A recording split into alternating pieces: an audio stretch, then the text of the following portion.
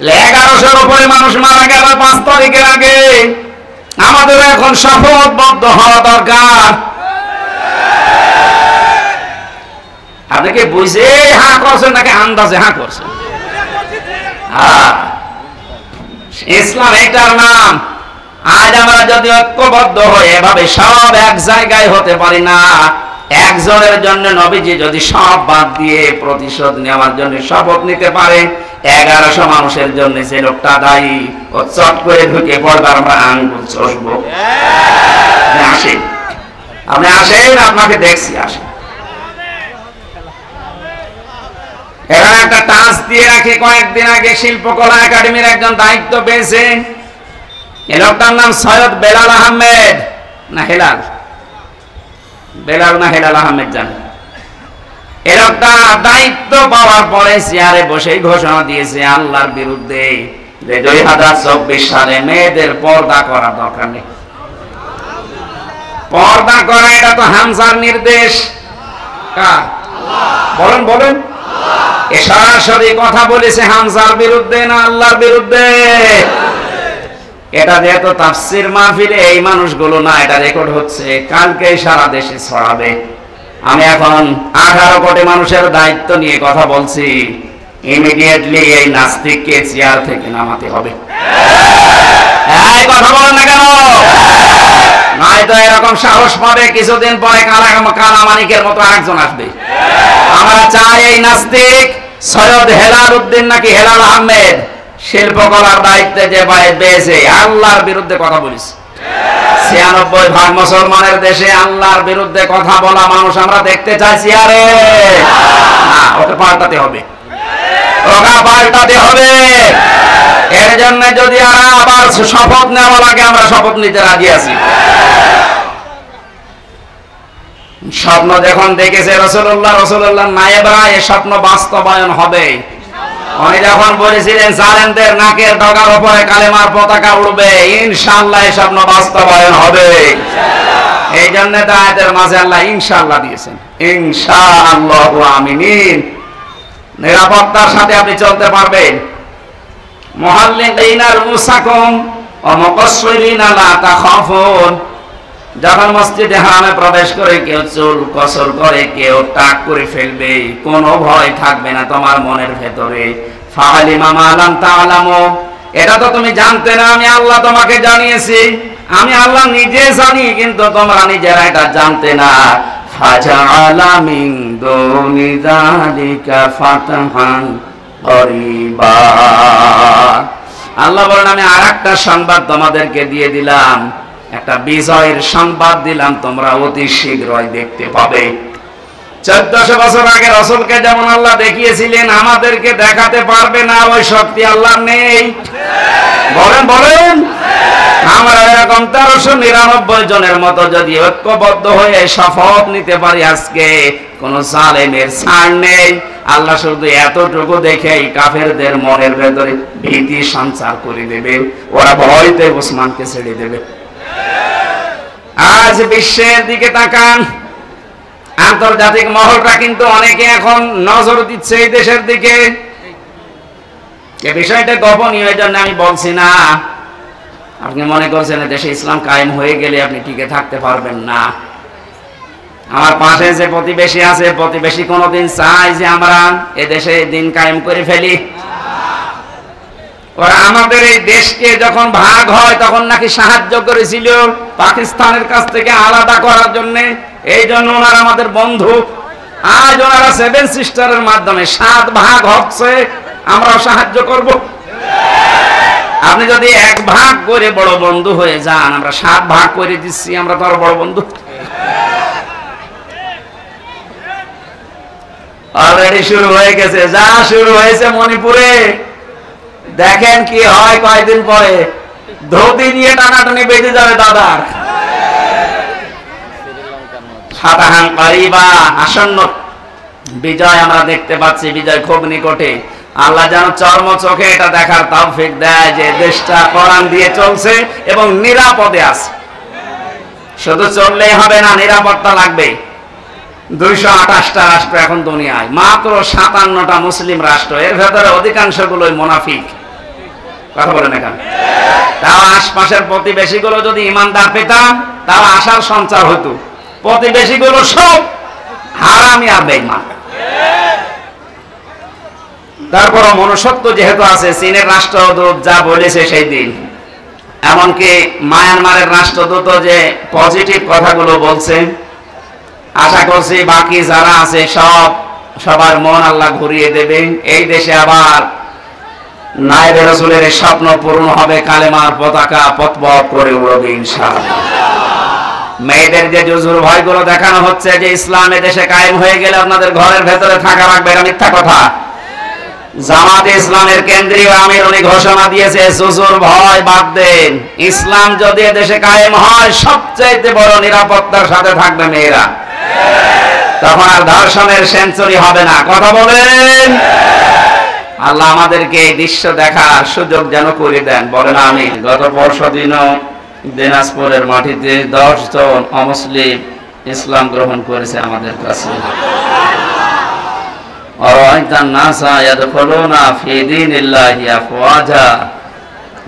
আপনি দেখতে পাবেন দলে দলে পালে পালে মানুষ ইসলামে প্রবেশ করছে। আমরা সেই দৃশ্য এখন শুরু করে দিয়েছি। আমার সারা বাংলাদেশে একই অবস্থা। কয়েকদিন আগে চুয়াডাঙ্গায় 2 জন স্বামী স্ত্রী, এর আগে গাইবান্ধায় 1 জন, এরপরে 10 জন। যেভাবে মানুষ ইসলামে আসা, এগুলো তো অমুসলিম। মুসলমানদের ভেতরে যারা মাঝারি আর ছোট জালেম ছিল, বড় জালেম তো সব পালিয়েছে, মাঝারি আর ছোট জালেম যারা ছিল তারা এখন দিশেহারা, এদিক ওদিক না পেয়ে তারা এখন দলে দলে পালে পালে ইসলামে আসতেছে। মানে বোঝা যাচ্ছে যে এতদিন ওরা আসল মুসলমান ছিল না, কারণ যারা জুলুম করে ওরা মুসলমান থাকে না। কথা বুঝতেছেন? যারা জালেম এরা আল্লাহর মামলার আসামি। আমাকে মামলা দিয়েছিল এই দেশের যিনি দায়িত্বে ছিলেন উনি, কিন্তু আল্লাহ মামলা দেবে ওনার বিরুদ্ধে, কারণ উনি জালেম গণহত্যাকারী হিসাবে তামাম দুনিয়ায় এখন স্বীকৃতি পেয়ে গেছে। তামাম দুনিয়ায় 228টা রাষ্ট্র, 57টা মাত্র মুসলমান রাষ্ট্র, বাকি সব তো ইহুদি খ্রিস্টান বৌদ্ধ হিন্দু। এগুলো দুনিয়ার সবাই এখন ঘোষণা দিচ্ছে যিনি পালিয়ে গেছে। গত 2 দিন আগে তার ছেলে স্ট্যাটাস দিয়েছে, আমার মা কুকুরের মতো পালিয়ে গেছে। কি সুন্দর স্ট্যাটাস দিয়েছে, আমার মাকে দেশের মানুষ কুকুরের মতো তাড়িয়ে দিয়েছে। সুবহানাল্লাহ। সুতরাং যিনি পালিয়ে গেলে তিনি সহ যারা দোষর ছিল, জালেমদের বড় বড় দোষর গুলো, যারা সরাসরি গণহত্যার সাথে জড়িত, 1150 মানুষ হত্যা করেছে এই দেশে 5 তারিখের আগ পর্যন্ত। এখনো পর্যন্ত 2700-র উপরে হাসপাতালের বেডে কাতরাচ্ছে। যার ভেতরে ন্যূনতম মনুষ্যত্ব আছে সে কোনো দিন জালেমের পক্ষ নিতে পারে না। কারণ কেউ যদি জালেমের তোষামত করে তাকে আল্লাহ 2টা জিনিস থেকে বঞ্চিত করে দেয়। 1 নম্বরে সে মরণের সময় ঈমান পাবে না, 2 নম্বরে ওর জন্য নবীর সুপারিশ হারাম। এখনো পর্যন্ত যারা জালেমের সাফাই গাচ্ছেন, তোষামতি করছেন, তাকে সাহস যোগাচ্ছেন যে আপা ঘাবড়াবেন না, আপনি ঘাবড়ালে আমরা নরম হয়ে যাই, আপনি মানুষ আছে না, আপনি তো জানোয়ার হয়ে গেছেন। আপনার এই সমস্ত কথা শুনে পাগলামি করে বলছে যে না আমি পাশে আছি, চট করে ঢুকে পড়বো, আপনি আসেন, আপনি আসেন। মাথা খারাপ হয়ে গেলে মানুষ কি না বলে কি না করে। এক লোক ছেলেকে বলছে, এই দোলা ভাই দাঁড়াও। দোলা ভাই মানে একবারে বাড়ি থেকে বলছে, মা আমি মারা যাব। মারা যাবি কেন? বাবা আমার দোলা ভাই দেখিস। ঠিক আছে, ও মেনসে বাড়ি আসবে করে আমি দেখতেছি।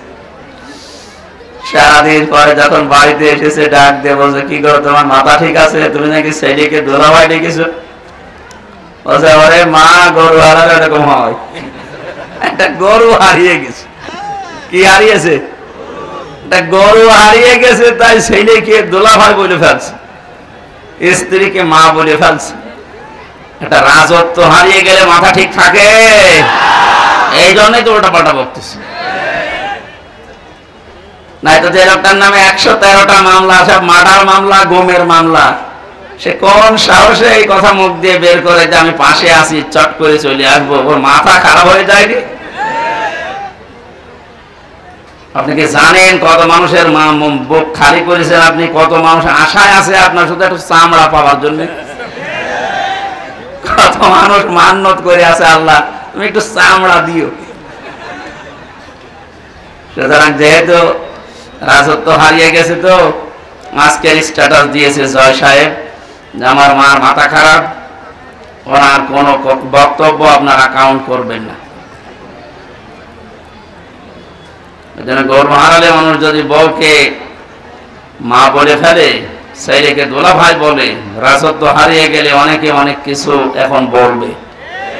সমস্ত কথা আমরা কিছু মনে করবো না ইনশাআল্লাহ, কারণ এই মানুষগুলো এখন আর আমাদের টার্গেট নেই, এখন এরা টার্গেট হয়ে গেছে আল্লাহ। জালেমরা টার্গেট কার? এটা তো আমি বানালাম নাকি?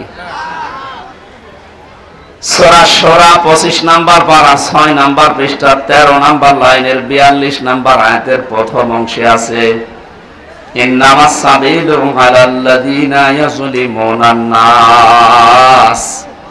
আল্লাহ পাক বলেন, অবশ্যই আমি আল্লাহ নিজে মামলা দায়ের করব যারা মানুষ হয়ে মানুষের উপরে জুলুম করেছে। শব্দের দিকে খেয়াল করেন তো, যেহেতু আলেম আছে এখানে, আল্লাহ ইয়াজলিমুন কেন দিলেন? দুইটা শব্দ নিয়ে কালটা গঠিত, দুইটা কাল আছে এর ভেতরে, দুইটা সময় আছে, বর্তমান, ভবিষ্যৎ, প্রেজেন্ট, ফিউচার। আল্লাহ ইয়াজলিমুন আর মুসলিমুনা দিতে পারতেন, যে মুসলমানদের উপরে যারা জুলুম করেছে। আল্লাহ দিয়েছে ইয়াজলিমুন আর নাস। হিন্দু কি মানুষ না? কথা বলে না কেন? খ্রিস্টান মানুষ না? এ পৃথিবীতে যে ধর্মের অনুসারী হোক না কেন, লোকটা তো মানুষ। মানুষ হয়ে যদি কেউ মানুষের উপরে জুলুম করে, ভবিষ্যতেও যারা করবে, এরা আল্লাহর মামলার আসামি। এতদিন যারা করেছেন এই 15.5 বছর, আপনি আর কিছু না বিশ্বাস করেন, সূরা শুরার এই 42 নাম্বার আয়াতের প্রথম অংশ 100% বিশ্বাস করতে পারেন, আপনি কিন্তু আল্লাহ কেসের আসামি। এটা একটা গরিব মানুষ, মাওলানা হারুন, দিনাজপুরে বাড়ি, যদি আমার বিরুদ্ধে মামলা দিত, আমি ওই সময় যে জায়গায় ছিলাম আকিস গ্রুপে, বাংলাদেশের ওরা 3-4 জনের ভেতরে একজন, কত টাকা লাগবে ওরে টাকা দিয়ে 2-3 দিনের ভেতরে আমি বের হয়ে চলে আসতাম। কি কথা বলে না কেন? পারতাম না? ওরা আমাকে গাড়ি চড়তে দিয়েছিল 1.25 কোটি টাকা, সেখানে ওরা কয় কোটি টাকা দিলে তো আমি চলে আসতে পারতাম। যেহেতু আমার মামলার বাদী হারুন না, সভাপতি সাহেব না, একেবারে সরাসরি রাষ্ট্র, তার টাকা খাবেন না ওইভাবে। যারা মামলার বাদী যত বড় হয়, মামলা তত জটিল হয়।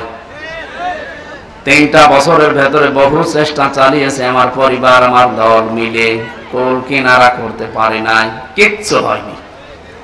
3 বছরে মামলা যেখানে ছিল ওই জায়গায় পড়ে আছে, অথচ কয়েকদিন আগে আমার মামলা সবগুলো ঢিসমিস হয়ে গেছে। মনে করলাম বলি যে বিচারপতি, 3টা বছর তো মামলা আপনার কাছে ছিল, কিছুই তো করলেন না, আজকে মামলা দেখে বলছেন যে কোনো মাল নেই, কি দিয়ে বিচার করব? যা সব খালাস করে দিলাম। এতদিন বললেন না কেন? এতদিনে তো মামলায় কোনো মাল ছিল না। কথা বলছেন না কেন? আজকে বলছেন যে কোনো মাল ম্যাটারেস নেই, কি দেখে বিচার করব? সব খালাস করে দিলাম। সে ধরা পড়ার পর থেকে তো আপনার কাছে উঠতে আছে মামলা, ওই সময় কেন দিলেন না? এই কথা বলতো মাননীয় আদালত যে হুজুর আমার হাত বাঁধা। কি বাঁধা? বলেন বলেন। বাংলাদেশের 1628 জন মানুষ দায়িত্বে আছে, ছিল, এখনো আছে। একটা মাত্র হাত খোলা ছিল, বাকি 1627 জনের হাত বাঁধা ছিল। গত পরশুদিন আমি যশোরে ছিলাম, ওসি সাহেব এসে বলছে, হুজুর আমি আপনার সাথে খাবার খাবো। কেন? এতদিন পর্যন্ত আপনাকে আমি এখানে আসতে দেইনি, আমার কোনো দোষ না, আমার হাত বাঁধা ছিল। আজকে যেহেতু হাত খুলে গেছে, আমি মাপ চাইতে এসেছি, আর একটু খাবার খাবো আপনার সাথে। হাদিসে নাকি শুনেছি যে কিয়ামতে আল্লাহ জিজ্ঞাসা করবে কোন আলেমের সাথে একটু খাবার খেয়েছিলে। এখন মনে হচ্ছে, 15 বছরে মনে হয়নি। এরকম বহু হাত বাঁধা লোক ছিল, এখন সবার হাত খুলে গেছে। বৈষম্য বিরোধী ছাত্র আন্দোলনে যারা শহীদ হয়ে গেল, যারা নিজের জীবন পর্যন্ত দিয়ে, রংপুর বিভাগের যে ছেলেটা জীবন দিল, সারা দুনিয়ায় এখন বীর শহীদ নামে পরিচিত আবু সাইদ। এই বিভাগটাকে উজ্জ্বল করে দিয়ে গেছে। নাম যে ছিল, এই নামটা আস্তে আস্তে মুছে যাচ্ছে, মফিজ আর থাকবে না। এরা এখন সবচাইতে ভালো। আমাদেরকে স্বাধীনভাবে কথা বলতে দেওয়ার জন্য যারা জীবন দিয়েছে, তার ভেতরে এই ছেলেটা 1 নাম্বার। সুবহানাল্লাহ বলতে পারেন না? আল্লাহ যেন শাহাদতের সর্বোচ্চ মাকাম রংপুরের আবু সাইদ শহীদকে দান করে, বলেন আমিন। সুতরাং সংস্কার করার জন্য ওনারা যে উদ্যোগ নিয়েছিল, 9টা দফা দিয়েছিল, তার ভেতরে প্রথম যে আমরা কারো হাত এভাবে বাঁধা রাখতে চাই না। শুধু একজনের হাত খোলা, যা মনে চাইতো তাই করতো, আর বাকি সব তো হাত বাঁধা। হাইকোর্টের বিচারপতি যদি বলে আমার কিছু করার নেই, হাত বাঁধা, তাও তো আমার মামলা না, একেবারে ঠুনকো মামলা। এইটা দেখে উনি বলছেন আমার কিছু করার নেই। তো তোর ওই চেয়ারে বসে থাকা দরকার কি? তুই ভ্যান চালা।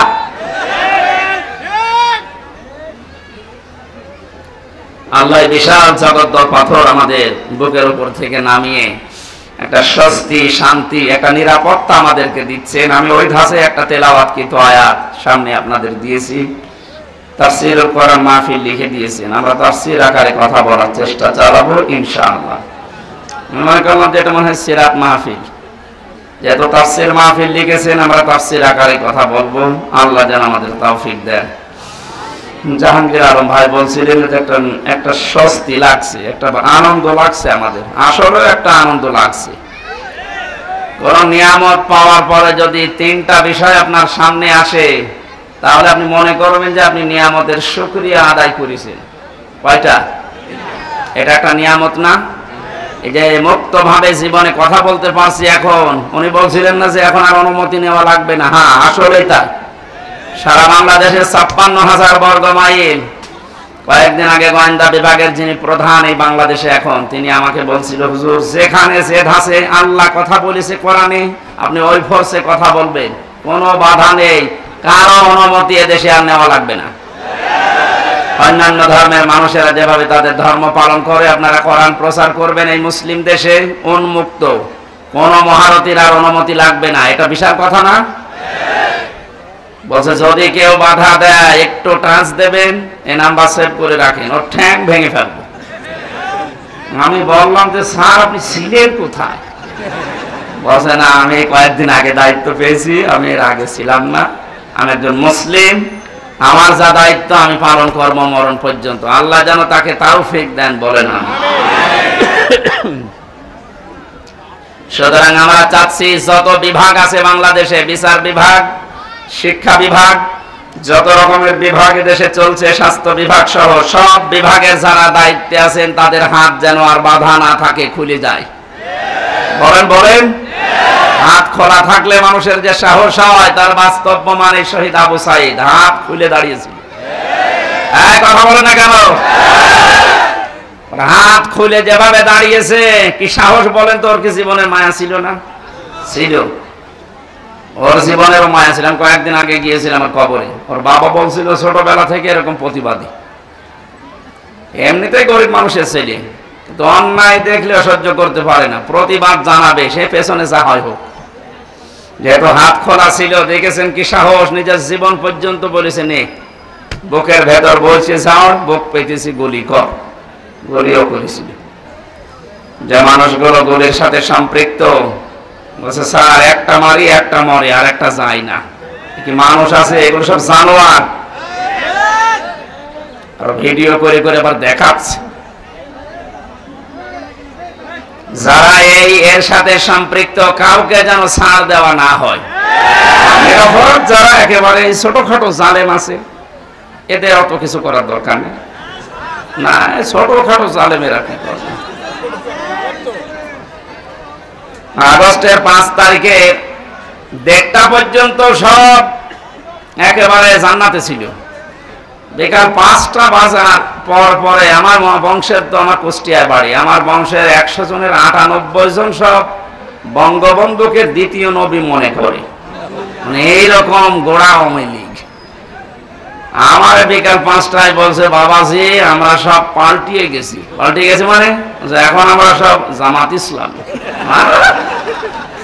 জামাত ইসলাম তা ভালো, পরিবর্তন হয়ে এত দ্রুত 4.5 ঘন্টার ভেতরে ইমান এনেছে, এখন সব পাল্টিয়ে গেছে। এখানে ছোটখাটো যে মানুষগুলো মাঝারি ধরনের জালেম ছিলেন আর একেবারে ছোট জালেম, তারা দেখছে না আর কাজ হবে না, কারণ জালেমরা আর ঘুরতে পারবে না এদেশে। মানুষ এখন বড় সচেতন। যারা আসতে চাচ্ছেন আমরা তো দেখতে পাচ্ছি দলে দলে মানুষ আসতেছে, এখনো তওবার দরজা খোলা আছে, এখনো এদেশে আপনাদের জন্য উন্মুক্ত আছে। ছোটখাটো জুলুম করেছিলেন, ফিরে আসেন, ওয়েলকাম জানাচ্ছি ইসলামে। কোথায় আসবেন বলেন তো? ইসলামে আসবেন। আল্লাহ ইয়াসলিমুন আন নাস এমনি দেয়নি, ওই জুলুম তো বন্ধ হয়ে গেছে, কিন্তু এখনো জুলুম থেমে নেই। আপনি কি মনে করছেন জুলুম বন্ধ হয়ে গেছে? এখন অনেক ঘাপটি মারা মুনাফিক ছিল এই 5 তারিখের পর থেকে আজকের এই 13 তারিখ পর্যন্ত, ওরা এখনো পর্যন্ত থেমে নেই, ওরা এখনো চালিয়ে যাচ্ছে। যারা এগুলো করছেন আপনারা থামেন, নয়তো আপনার কপালে ওই জালেমদের মতো আগুন লাগবে। ওদেরকে এতদিন জালেম বলতেন আপনি নিজে, আর এখন নিজেই জুলুমবাজ হয়ে গেছেন। এখন আপনি নিজে মানুষের বাড়ি ঘরে আক্রমণ চালাচ্ছেন দিনে রাতে, সাদা তো আবার চালু হয়ে যাচ্ছে। এগুলো মানুষ না, এগুলো জালেম, এগুলো মামলার আসামি আল্লাহ। কার? যারা আল্লাহর মামলার আসামি হয় তারা আমাদের বন্ধু হতে পারে? এজন্য আপনারা থামবেন। আপনারা যদি না থামেন জনগণ উপযুক্ত জবাব দেবে সামনে ইনশাআল্লাহ। আজকে জরিপ দেখেছেন সকালে, ইন্টারন্যাশনাল জরিপ বের হয়েছে, বাংলাদেশের 100 জনের 28 জন জাতীয়তাবাদী দল যেটা আছে এটাকে সাপোর্ট করছে। 100 জনের 14 জন যারা বিদায় নিয়েছে জালেমদের সাপোর্টে আছে। 100 জনের 58 জন ইসলাম যারা চায় তাদেরকে সাপোর্ট করছে। এটা যদি অব্যাহত থাকে, চুপ করে। জালেমরা তো বুঝে ফেলেছে, মুনাফিকরা অনেকে বুঝেছে যে না এত দিনকাল ভালো না। এই কয়েকদিনের ভেতরে যদি 58 ভাগ হয়ে যায় ইসলামপন্থীরা, আর 1 মাস যেতে দেন 100 ভাগের 80 ভাগ হয়ে যাবে ইনশাআল্লাহ। এই জন্য অনেকে বলছে না আর দরকার নেই, তাড়াতাড়ি আপনি দেন, আমরা আবার বসি। আবার বসি মানে জায়গাটা যদি ক্লিয়ার না করে ওই জায়গায় দেন, আবার তো দিনের ভোট রাতে হবে। এক লোক বিয়ে করে কেবল বাসর ঘরে ঢুকবে, দাদি শাশুড়ি এসে বলছে দেখো আমার কিন্তু একটা পুতি চাই। অনেক মাথা নিচু করে বলছে দোয়া করেন হবে। শাশুড়ি এসে বলছে বৌমা যাই করো আমার কিন্তু নাতি চাই। ঠিক আছে দোয়া তো করেন। ননদ এসে বলছে আমার ভাতিজা চাই। দেবর এসে বলছে আমার ভাগ্নে চাই। স্বামী এসে বলছে তুমি কি করবা জানি না, আমার কিন্তু বেবি চাই। বউ এবার মুখ উঁচু করে বলছে স্বামী আপনার বংশের কি সব পাগল? কেবল আসলাম, এখন কিছু হইল না, আর আপনারা এক একজন বেবি চান, ভাতিজা চান, পুতি চান, নাতি চান। আমার সময় তো দেবেন 10 মাস 10 দিন। সময় না দিয়ে যা করেছেন আরম্ভ করেছেন, আমি পাবো কোথায়? আমি কি ওগুলো ফ্ল্যাক্সি লোড করে সাথে নিয়ে আসবো? তো যাদের আমরা দায়িত্ব দিয়েছে ছাত্র জনতা মিলে, এরা কি ফ্ল্যাক্সি লোড করে নিয়ে আসবে? এই জায়গাগুলো পাল্টাতে হবে না? একটু সময় তো দেবেন, অন্তত 10 মাস 10 দিন। আর কথা বলেন না কেন? এখনই লাফাচ্ছেন। জামাতে ইসলামীর কেন্দ্রীয় আমির ডাক্তার শফিকুর রহমান জানিয়েছে আমরা সময় দিতে চাই, যৌক্তিক এবং সম্মানজনক একটা সময় চায়। যে সমস্ত জায়গাগুলো এই 15.5 বছরে পুরাটা নষ্ট হয়ে গেছে, আপনি একটু ভাবেন তো কত বড় দুর্নীতিগ্রস্ত হলে জাতীয় মসজিদের ইমাম পালিয়ে যায়। কেন্দ্রীয় মসজিদ বায়তুল মোকাররমের ইমামও পালিয়ে গেছে। কোথায় ছিল দেশটা? প্রত্যেকটা দিক আর বিভাগ এরকম। এই সুনামগঞ্জের সাল্লায় দেখলাম একটা ইসলাম শিক্ষা পড়াচ্ছে হিন্দু টিচার। আপনি বলেন হিন্দু সে ইসলাম শিক্ষা পড়াচ্ছে, কোথায় নামিয়েছে ইসলামকে? শিক্ষা ব্যবস্থা কোথায় নিয়ে গেছে? প্রত্যেকটা জায়গা এরকম। বিচার বিভাগ কোথায় গিয়েছিল আপনি টের পাননি? কালামানিকের দিকে তাকিয়ে বিসি হয়ে গেছে। মানুষের কি রাগ বলেন তো, যে জায়গা আর দেখতে পাইনি এমন জায়গায় লাগিয়েছে যে ছাতা বিসি শেষ। কে যেন ডাবিং করে বলছে, তাই বলে আমার বিসিতে মারবে? লজ্জা আছে ওর? এই শয়তান জায়গায় থাকতে যে জুলুম অত্যাচার করেছে, আল্লাহকে ভুলে গেছে নাকি? ওয়ালা তাহসাবান্নাল্লাযীনা যালামু, হে নবী আপনি কি মনে করেন ওয়ালা তাহসাবান্নাল্লাহা গাফিলান আম্মা ইয়ামালুয যালিমুন? নবী আপনি কি মনে করেন যে আমি জালেমদের সম্পর্কে একেবারে বেখবর হয়ে বসে আছি, আমার কোনো খোঁজ খবর নেই? সবচাইতে বেশি খবর রাখে আমি জালেমদের। আল্লাহ যে জালেমদের খবর রাখেন এটার বাস্তব প্রমাণ দেখেননি? আর কি দেখবেন বলেন তো? আমার জীবনে সব পূরণ হয়ে গেছে। ও কালামানিক যেদিন খেজুর পাতায় না কলা পাতায় ছিল, ওই দিন আমার মন ভরে গেছে। যা, আর কিছু লাগবে না। আল্লাহ যদি দুনিয়া আর কিছু নাও দেখায়, আমার আর কিছু দেখার দরকারও নেই। এই জন্য বলছি, সংস্কার যখন আরম্ভ হয়েছে বাংলাদেশের 1628টা চেয়ারের একটা চেয়ারেও যেন আর কোনো আগের লোক না থাকে। ইমিডিয়েটলি তাড়াতাড়ি এই জায়গাগুলো পরিষ্কার করে নতুন মানুষ ওখানে বসান। আর এরা না মাঝে মাঝে নতুন নতুন ইস্যু তৈরি করে আবার এই দেশটাতে পৃথিবীকে দেখাবে যে এখনো আমরা শান্ত হতে পারিনি। আমরা তো শান্ত আছি, এই কথা বলেন না কেন? এদেশে এখন যে যার ধর্ম ঠিক মতো নিরাপত্তার সাথে পালন করছে, কোনো অসুবিধা নেই। আর কিছু মানুষ যেহেতু চাচ্ছে এদেরকে যেন উপরে উঠতে না দেয়, ওরা চালিয়েছিল হিন্দুদেরকে দিয়ে, পারে না। আরে যখন পানি নেয়নি, দেখছে আলেমরা মন্দির পাহারা দেয়, তখন আর কি করবে? ওটা বাদ দিয়ে এবার চালিয়েছে প্রধান বিচারপতিকে দিয়ে, দেখি কিছু করা যায় কিনা। ছাত্র জনতা দেখলো না, তখন আর হালে পানি নেয়নি, আবার লাগিয়েছে আনসার। আনসার মানে সাহায্যকারী। কিসের সাহায্যকারীরা? শয়তানের সাহায্যকারী। এটা দিয়েও পারে নাই, ডাক্তারদের লাগিয়েছে, ওইটাও হালে পানি নেয়নি। আবার লাগিয়েছে গার্মেন্টস কর্মীদেরকে, ওইটাও যখন আর পানি নিচ্ছে না, ওদের যা চরিত্র, আমার মনে হয় এখন গলন্দ ঘাটের বেশ্যাদেরকে লাগাবে সামনে। যত কিছুই লাগেন না কেন, এ দেশের মানুষ কিন্তু এখন আর ঘুমিয়ে নেই। 58 যখন আজকের রিপোর্ট, আর কয়দিন যেতে দেন, 70 হয়ে গেলে এ দেশটা ইসলামের হাতে আসবে ইনশাআল্লাহ।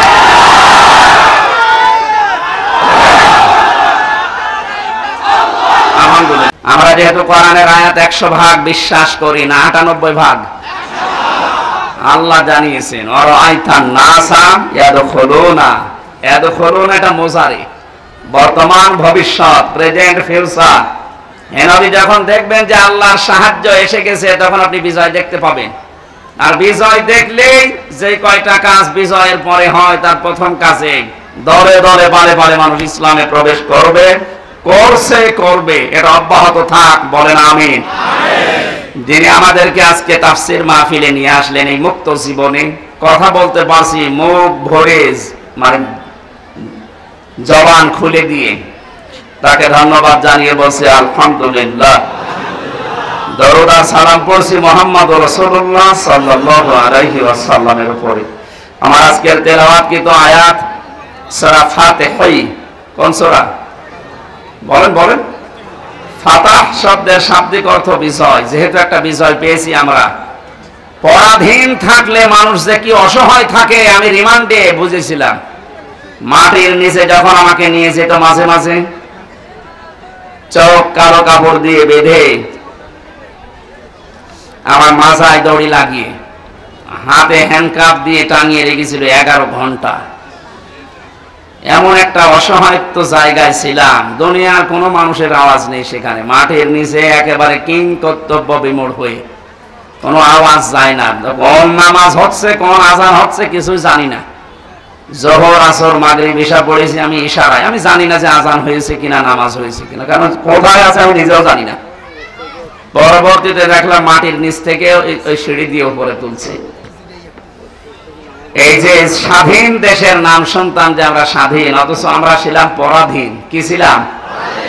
এই কঠিন অবস্থা থেকে আল্লাহ আমাদেরকে তুলে আনলেন যেখানে, আপনি লক্ষ্য করেন আজকে মাওলানা মামুনুল হক আছে রংপুরে, কালকে মনে হয় দিনাজপুরে আসবে।